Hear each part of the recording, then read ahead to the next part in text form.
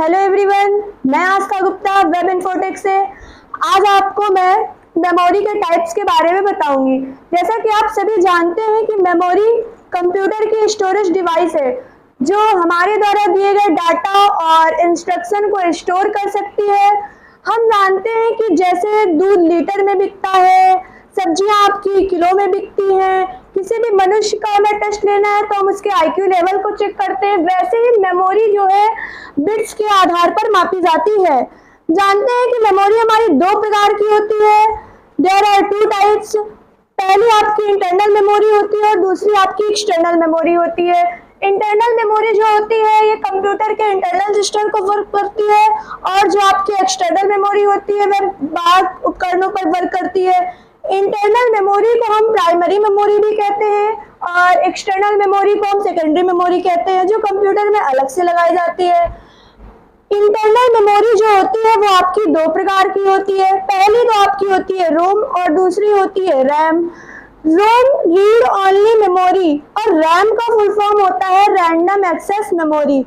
जो रोम होती है वो आपकी नॉन वोलाटाइल मेमोरी होती है और जो रैम होती है वो आपकी वोलाटाइल मेमोरी होती है। रोम में आपका जो डाटा होता है, यदि अचानक से लाइट चली जाए या किन्हीं कारणों में आपका कंप्यूटर बंद हो जाए तो इसमें बना हुआ डाटा डिलीट नहीं होता है। लेकिन जो आपकी रैम होती है, ये अचानक लाइट चली जाए या कंप्यूटर बंद हो जाए तो इसमें वर्क कर रहा हुआ डाटा बंद हो जाता है, डिलीट हो जाता है। इसलिए रैम को हम वोलाटाइल और रोम को नॉन वोलाटाइल मेमोरी कहते हैं। आइए बात करते हैं अब हम रोम के टाइप्स के बारे में। जैसा कि हमने अभी आपको बताया कि रोम का फुल फॉर्म होता है रीड ओनली मेमोरी, वैसे ही आपके रोम के तीन प्रकार के टाइप होते हैं। पहला होता है PROM, मतलब इसका फुल फॉर्म होता है programmable read only memory.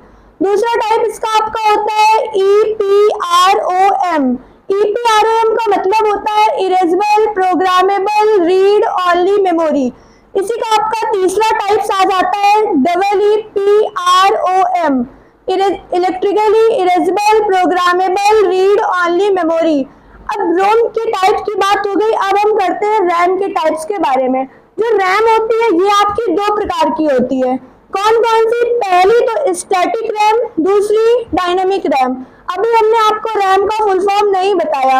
RAM का फुल फॉर्म होता है रैंडम एक्सेस मेमोरी, जिसके हमने आपको दो भाग बताए, SRAM यानी static random access memory, DRAM dynamic random access memory.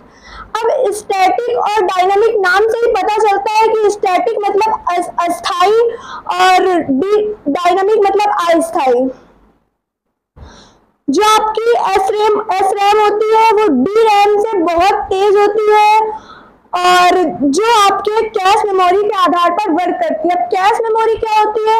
यह वह होती है जो आपके CPU और RAM के बीच में एक ब्रिज का कार्य कर रही होती है। अब बात करते हैं हम DRAM के टाइप की। DRAM यानी डायनामिक रैंडम एक्सेस मेमोरी के टाइप की, जिन्हें तीन भागों में बांटा गया है। पहला होता है आपका SDRAM, दूसरा होता है RDRAM और तीसरा होता है DDR/SDRAM।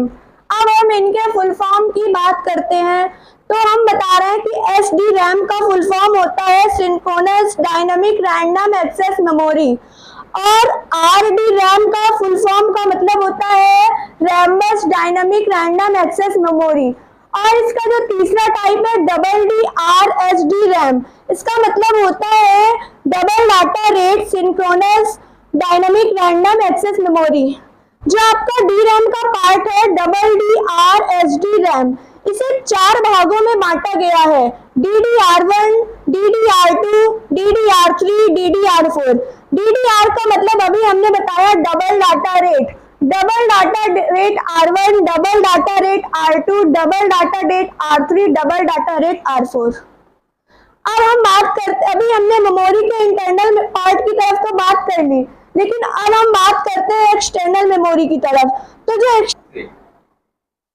अब हम बात करेंगे एक्सटर्नल मेमोरी के बारे में। तो हमने अभी बताया कि एक्सटर्नल मेमोरी जो होती है अलग से कंप्यूटर में लगाई जाती है। इसमें हम डाटा जो होता है इंटरनल मेमोरी की अपेक्षा बहुत ज्यादा स्टोर कर सकते हैं।